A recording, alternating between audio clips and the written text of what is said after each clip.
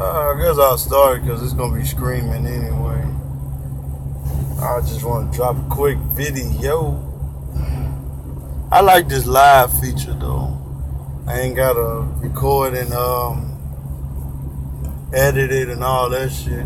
That takes up a lot of memory on my phone. But basically, I'm gonna get started. Whether people can join the room or not, you can watch this video later. So basically, I'm gonna talk about the 8 hour, 11 hour, 14 hour, and the 70th hour. So basically, you know, your 8 hour clock. Your 8 hour clock would be the amount of hours you're allowed to actually work on duty. That's whether you're driving or you're getting fuel, anything that's on duty. The 8 hours is there as a limit of how long you can work before you have to take your 30-minute break. So that's what the 8 hour rule is. Before your 8th hour is up, you must stop and take at least a 30-minute break, however long you want to take it. The 11th hour, everybody know that you're only allowed to drive 11 hours. I'm not even going to just spend most of my time just breaking down all the rules and all that, the 8, 11, and all that. Really, I'm pretty much just gonna get straight to the point. This is for people who probably at school right now. You know, they tell you about the 70th hour clock and the 14 and 11. I'm going to be saying mostly the same thing. Just going to give my perspective on it. So, the 70th hour clock, you want to make sure that you're managing it to the best of your ability, according to the schedules that you're given. Once you're picking up a load, once you're delivering a load.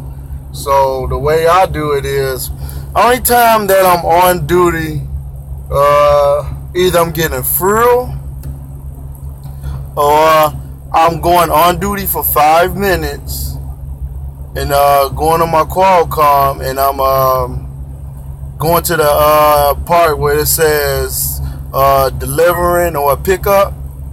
You must be on duty for at least 5 minutes when you're sending your loaded call or you are sending your empty call.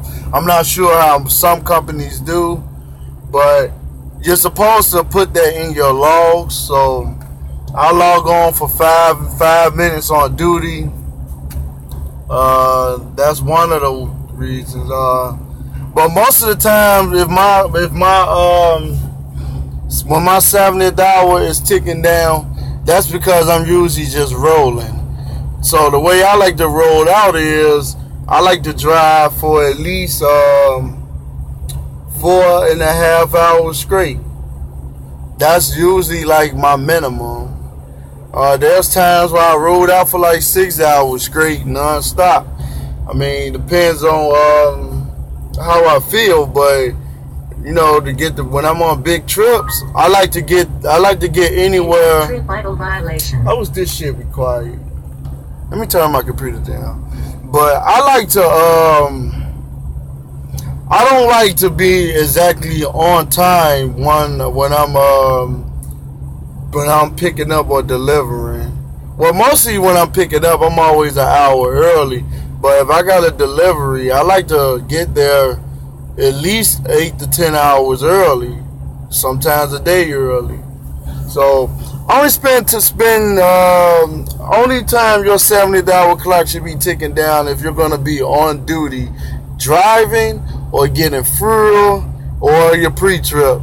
You know, the minimum when you're doing your pre-trip, they say your pre-trip should take however whatever the amount of time that it takes you, that's how long it should take you to do a pre-trip. But in your logs, you at least want to log a minimum of at least 25 minutes to a half hour. So the post trip is not a requirement by the federal, by the government. It's not required. A pre-trip is required of every driver before you take off. A post-trip is not, but some companies, it's mandatory that you do a pre-trip at the end of your shift. But if you're not on duty driving or getting fuel or picking up a load and you're doing your 5-minute loaded call, or delivering and you're doing your 5-minute empty call, then you should be off duty. That way you can maximize your hours. Another thing I recommend is sleeping at the shipper. If you can do it. You're not going to be able to always sleep at the shipper, because some places won't allow you on the property unless it's at least within an hour of your appointment time. But I like to look up most of the places that I go to and see what's in the area. If it's something that's like 10 minutes away where I can park, I try to get to there. So if I have to start my clock, I'm only wasting 10 minutes to get there. And hopefully, if it's a preload or if it's one of those shippers that get you out within an hour, you still got a full clock to run. Managing your 70th hour clock is very important. The longest I ever rolled without doing a 34 reset was like about 3 weeks. Yeah, I did it. I rolled for like 3 weeks, and one of those weeks I got like 3,000 miles, but I was at least averaging at least about 2,300 miles. That's just an average. Right now I'm rolling off recaps, but by the end of this week I'm about to take a 34, because I just got this truck, and the last truck I had like 2 weeks ago, took it to the terminal to get it looked at, because I had to get a 50,000 mile inspection done on it. Every 50,000 miles, it's required by Swift that all drivers take the truck to the terminal and get an inspection done. There was something wrong with the truck. I rolled out with it once they fixed it. Then it broke down. The radiator went out. Y'all saw that in the last videos. So they ended up giving me a brand new truck. Now, what I didn't know with this brand new truck is that another 50K service needed to be done on this truck. So now I got to go back to the terminal. I'm going to go to the terminal in Arizona. Hopefully, if they can get this load right, because I just went in there and they telling me that the numbers is wrong. So hopefully, they get it together at the office so I can pick this load up, or I'm going to be sitting in here. And my 14 is just ticking. That's another thing. You want to manage your 14 also. That's one thing I say about, if you can sleep at the shipper, sleep at the shipper. It gives you a lot of hours on your 14. And another thing that plays a big role in there also, like I said, I like to roll out for at least 4.5 hours straight. Then I take my 30-minute break. Now, if I feel like I really need to stretch my leg, by me rolling 4.5 hours straight, I still got a lot of hours on my 14, and my 14 is not running until it's not clashing with my drive time. So I can take an hour break actually, and when I take that hour break, I just roll the rest of the time out for at least another three hours. Then I might stop and use the washroom again, but that's how I like to roll, and that's how I get a lot of my deliveries done on time. I got 100% on time rating since I've been here. Only time I ever been late when there was situations that was out of my hand. There was nothing I could do about it. Mostly the weather or a breakdown. But if I have full control, I don't make excuses on why I'm late for any delivery or pickup. I'm always on time. I roll out. So yeah, man, just manage your time and maximize your money out here. Because one thing about these companies, As long as you make your deliveries on time, exactly on time, and you're not trying to run and get your stuff done early and get extra miles, they're not going to tell you to. They're going to just tell you, just go ahead and deliver. If it's Tuesday, they want it out Thursday, hey, just get it out Thursday. Hey, as long as you get your loads delivered. Their goal is to get you miles, but you can maximize your miles. Like, I didn't had trips where it was set up, I was only going to get 2,200 miles. But by me getting to my delivery, one of my deliveries on time, a day early. I was a day early. Yes, it's possible, a day early. And by me being a day early, that allowed me to get an extra 900 miles. And that gave me like 3,100 miles for the week.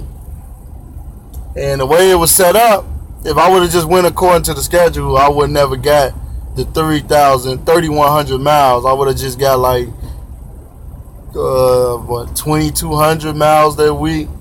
So yeah, man, just manage your time out here. And I'm gonna do a video on how to manage your e-logs.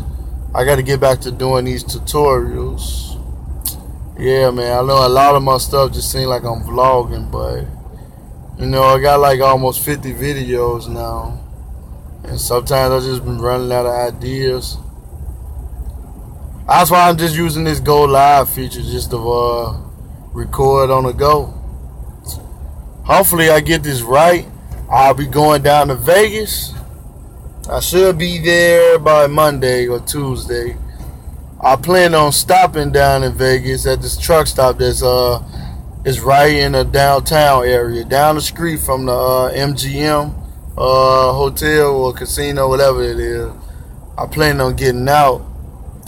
I'm not gonna film that live, but I will film